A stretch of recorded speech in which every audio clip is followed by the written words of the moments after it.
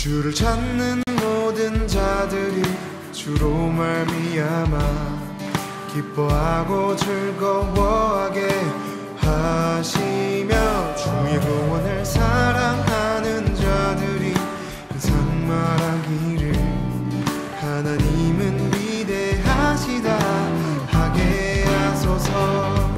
주를 찾는 모든 자들이 주로 말미암아 기뻐하고 즐거워하게 하시며 주의 구원을 사랑하는 자들이 항상 말하기를 하나님은 위대하시다 하게 하소서. 주는 나의 도움 나를 건지시느니 여호와여 지체 말고 내게 임하소서. 가난하고 궁핍한 내 마음 가운데 여호와여 속히 임하소서.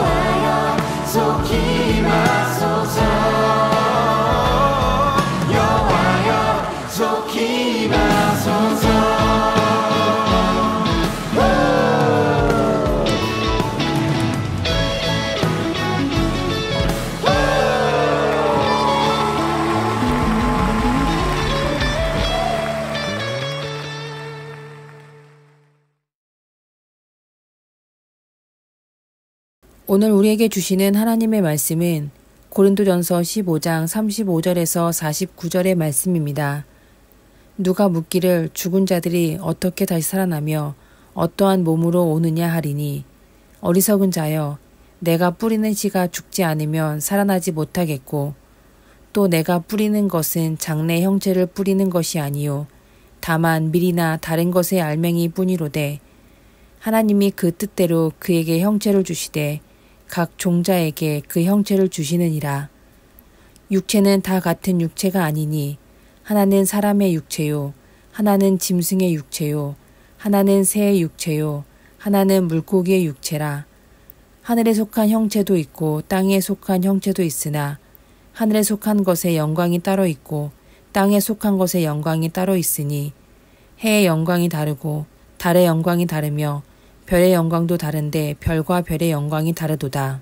죽은 자의 부활도 그와 같으니 썩을 것으로 심고 썩지 아니할 것으로 다시 살아나며 욕된 것으로 심고 영광스러운 것으로 다시 살아나며 약한 것으로 심고 강한 것으로 다시 살아나며 육의 몸으로 심고 신령한 몸으로 다시 살아나나니 육의 몸이 있은즉 또 영의 몸도 있느니라. 기록된 바 첫사람 아담은 생령이 되었다 함과 같이 마지막 아담은 살려주는 영이 되었나니 그러나 먼저는 신령한 사람이 아니요 육의 사람이요 그 다음에 신령한 사람이니라. 첫사람은 땅에서 났으니 흙에 속한 자이거니와 둘째 사람은 하늘에서 나셨느니라. 무릇 흙에 속한 자들은 저 흙에 속한 자와 같고 무릇 하늘에 속한 자들은 저 하늘에 속한 이와 같으니 우리가 흙에 속한 자의 형상을 입은 것 같이 또한 하늘에 속한 이의 형상을 입으리라. 아멘. 죽은 사람이 다시 살아난다는 부활을 믿기는 참 어렵습니다. 한번 죽으면 다시 살아날 수 없다는 것은 상식입니다. 이 상식은 오늘이나 고대시대 사람이나 누구나 알고 있는 아주 오래된 경험입니다. 그래서 사람들은 부활을 믿지 못합니다. 바울과 동시대의 사람들도 그랬습니다. 죽은 자의 부활을 전하는 바울을 조롱했습니다. 사실 이러한 조롱은 바울이 처음 당한 것은 아닙니다. 예수님도 당하셨습니다. 사두개인들은 예수님께 와서 형사 취수 제도를 들어 부활을 조롱합니다. 형제가 많은 집안에서 첫째 아들의 아내가 자식 없이 죽어 둘째 아내가 되었는데 계속 자식이 없이 남편이 죽어서 계속 형제들의 아내가 되었다면 훗날 부활한 후에는 누구의 아내가 되겠느냐는 질문입니다. 현실에서 그런 일은 생길 리도 없지만 그들은 진짜 궁금해서 질문한 것이 아닙니다.